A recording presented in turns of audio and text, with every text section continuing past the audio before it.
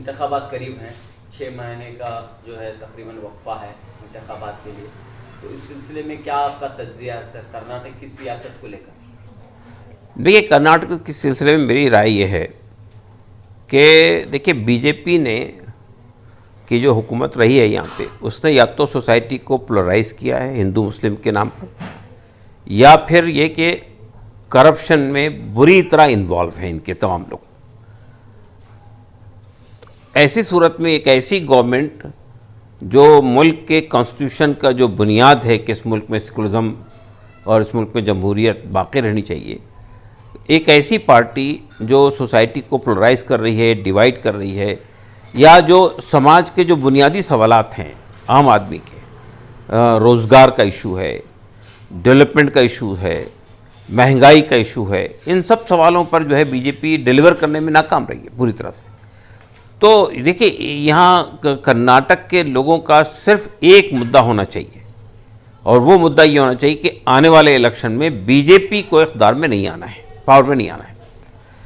अब ज़ाहिर है कि इसके लिए करना क्या चाहिए? इसके लिए करना तो चाहिए कि यहाँ की जो सेकुलर पार्टियाँ हैं, कांग्रेस और जेडीएस, इन दोनों को एक प्लेटफॉर्म पे आना चाहिए। अगर वाकई ये लोग संजीदा हैं कि वो बीजेपी को बेदखल करना चाहते हैं, वो यहाँ के अवाम के जो बुनियादी सवालात हैं उनको हल करना चाहते हैं, तो उनकी पहली प्रायोरिटी ये होनी चाहिए कि हम लोग एक जगह आएँ, या तो वो साथ मिलकर इलेक्शन लड़ें या उनके दरमियान सीट एडजस्टमेंट हो।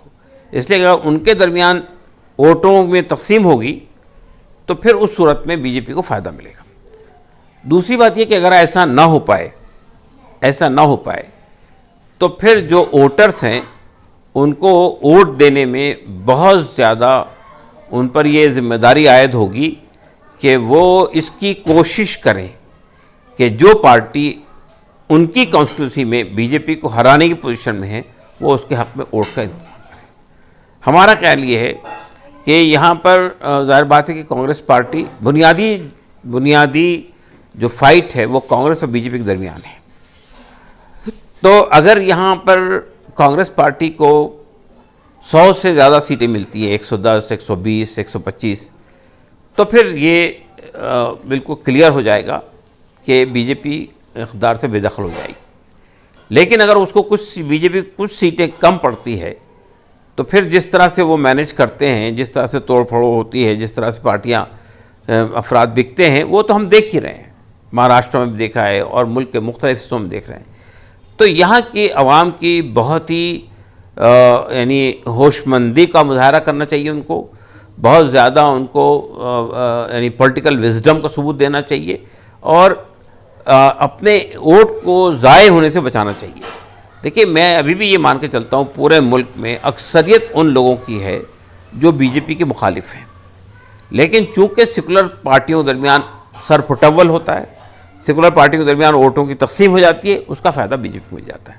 हमने ये देखा है कि यहाँ पर जो है नई पार्टियाँ भी आजमाइश कर रही हैं, चाहे वो आम आदमी पार्टी हो या फिर और भी जो यहाँ पर मौजूद है HDPI हैं, और भी छोटी पार्टियाँ जो हैं हिस्सा लेकर इंतखाबात में हिस्सा लेती हैं। देखिए, सियासी पार्टियाँ तो जाहिर है कि हमारी पार्टी भी, वेलफेयर पार्टी भी यहाँ मौजूद है और SDPI भी मौजूद है और दूसरी पार्टियाँ मौजूद हैं। मेरी गुजारिश ये होगी कि यहाँ की जो सेकुलर पार्टियाँ हैं, कांग्रेस और JDS, उन्हें अपने अलायंस के अंदर इन पार्टियों को, जिनका एक साइजेबल वोट है, जिनका एक सपोर्ट बेस है, उन पार्टियों को भी अपने यहाँ एडजस्ट करना चाहिए। ये उन पार्टियों से ये मुतालबा करना कि आप विड्रॉ कर जाएं, तो ये तो मुनासिब बात नहीं होगी। लेकिन अगर बड़ी सेकुलर पार्टियाँ 1-2 सीटों में भी मुफाहमत करने के लिए आमादा हो जाएंगी तो ये सूरत हाल को हल किया जा सकता है।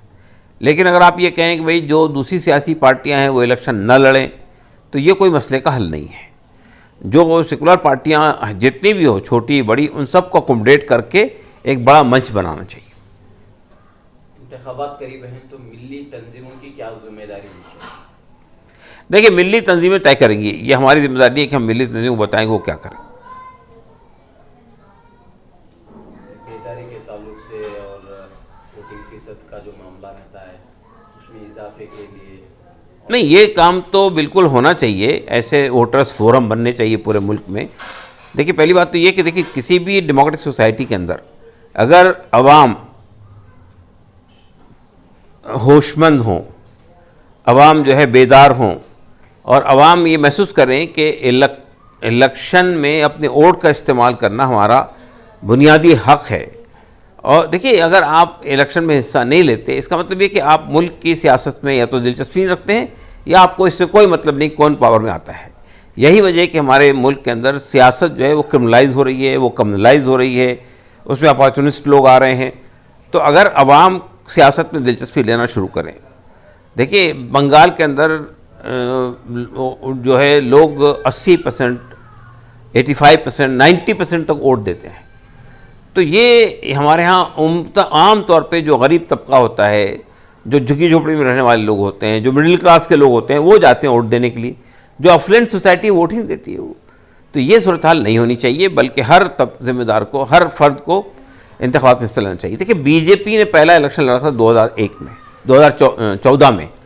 उस इलेक्शन में उसको 31% वोट मिला था टोटल वोट का, लेकिन जो 67% वोट था वो आपस में बढ़ गया। इसी तरह से दूसरा इलेक्शन हुआ पार्लियामेंट का, उसमें 37% वोट मिला, तो मेजॉरिटी वोट तो उनके खिलाफ था। ये वोट वो था जो वोट कास्ट हुआ है, जो कास्ट नहीं हुआ है वो 30%, 40% वोट है या उससे ज़्यादा है बाज़ औक़ात।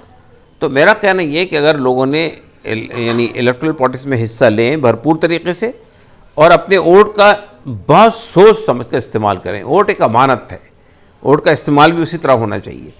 तो उसको बिल्कुल ये ना समझना चाहिए कि पैसा लेके वोट दे दिया या किसी कास्ट के बुनियाद पर मेरी कास्ट का आदमी है इसलिए मुझे वोट दे देना है। हमको देखिए, इस मुल्क में डेमोक्रेसी को बचाना है, इस मुल्क की प्लुरलिटी को बचाना है, इस मुल्क के सेकुलरिज्म को बचाना है। इसलिए इसको सामने रखकर वोट का इस्तेमाल करना चाहिए।